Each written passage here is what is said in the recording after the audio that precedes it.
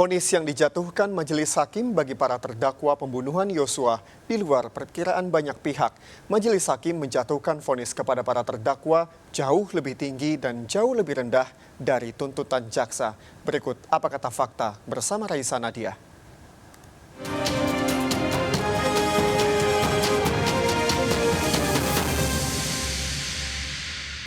Menjatuhkan pidana kepada terdakwa tersebut oleh karena itu dengan pidana mati.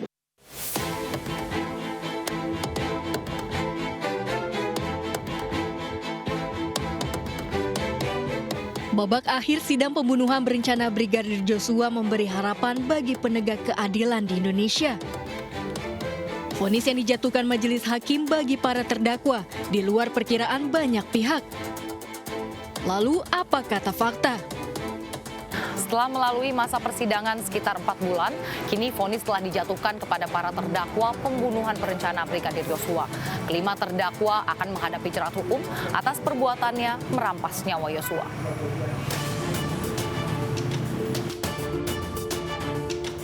Setelah melalui masa persidangan selama sekitar 4 bulan, kini vonis telah dijatuhkan untuk para terdakwa pembunuhan berencana Brigadir Joshua. Kelima terdakwa akan menghadapi jerat hukum atas perbuatannya merampas nyawa Joshua. Senin 13 Februari, hakim menjatuhkan vonis hukuman mati terhadap Ferdy Sambo. Keputusan ini melampaui ekspektasi banyak pihak. Vonis yang dijatuhkan lebih berat dari tuntutan jaksa, yakni penjara seumur hidup. Tentunya putusan hakim telah melalui berbagai pertimbangan. Hal yang memberatkan antara lain korban yakni Joshua merupakan ajudan pribadi. Sambo juga melibatkan anggota polisi lain serta mencoreng nama baik institusi Polri. Kasus ini juga menimbulkan keresahan dan kegaduhan di skala nasional. Perbuatan Sambo juga dinilai tidak pantas sebagai pejabat Polri. Keterangan berbelit dalam persidangan dan tidak mau mengakui perbuatannya juga menjadi hal yang memberatkan vonis Sambo. Sementara dari sisi lain, majelis hakim menilai tidak ada satupun hal yang meringankan. Silakan berdiri.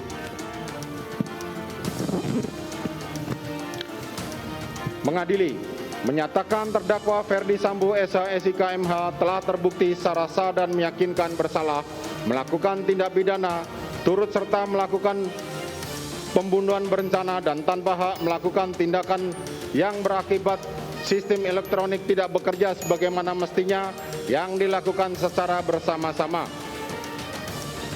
Menjatuhkan pidana kepada terdakwa tersebut oleh karena itu dengan pidana mati. Luka yang berat di dalam kakaknya yang berjuang bersama-sama untuk meraih cita-cita dan harapan masa depan mereka, untuk membanggakan orang tuanya yang sudah berjuang di dalam kepedihan dan penderitaan yang sangat dalam. Tapi Tuhan panggil anak saya dengan perampasan nyawa daripada Sambo dan Putri. Ini kami memang habis tidak terduga, bagaikan disambar petir di siang bolong.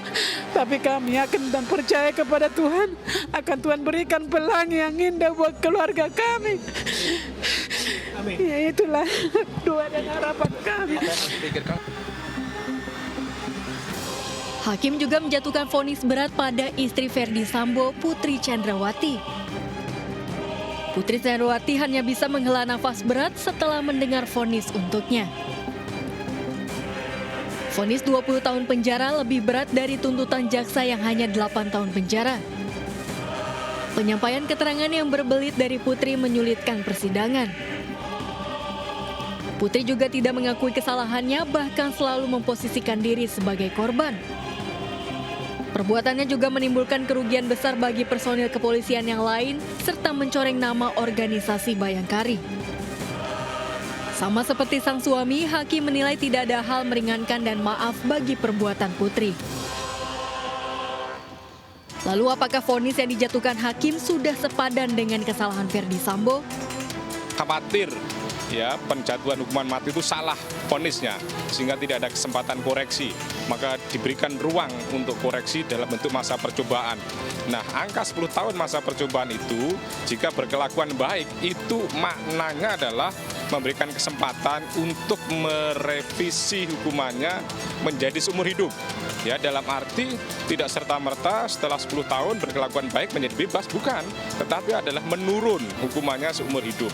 Atau kemudian menurun menjadi penjara 20 tahun. Hukuman berat juga dijatuhkan kepada Kuat Ma'ruf. JPU sebelumnya menuntut Kuat Ma'ruf 8 tahun penjara. Namun vonis hakim berkata lain, yakni 15 tahun penjara. Kuat secara sah terlibat dalam perencanaan pembunuhan karena menutup jalan keluar agar Joshua terisolasi dan menutup pintu rumah agar suara tembakan tidak terdengar. Kuat juga tidak mengaku bersalah dan memposisikan diri sebagai orang yang tidak tahu menahu dalam perkara ini. Kuat juga berbelit, tidak sopan, bahkan tidak memperlihatkan rasa penyesalan di setiap persidangan. Namun ia memiliki tanggungan keluarga sebagai hal yang meringankan.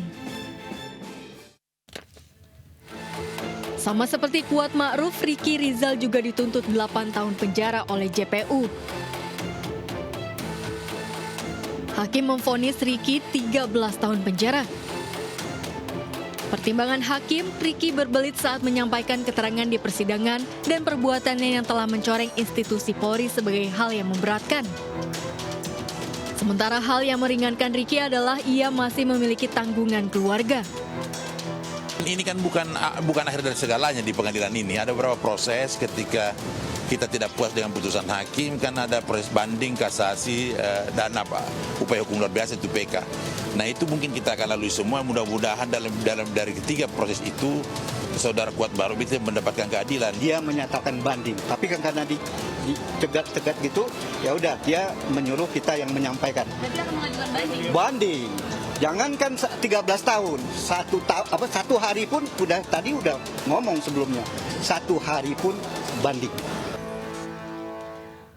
Vonis ringan dijatuhkan kepada Eliezer yakni hanya 1,5 tahun penjara. Sebelumnya jaksa menuntut 12 tahun penjara.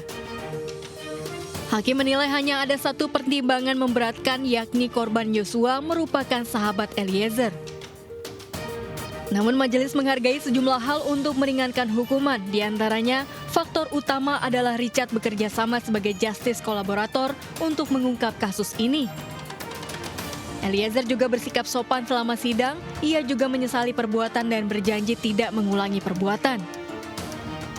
Baradae juga dinilai masih muda dan tidak pernah dihukum.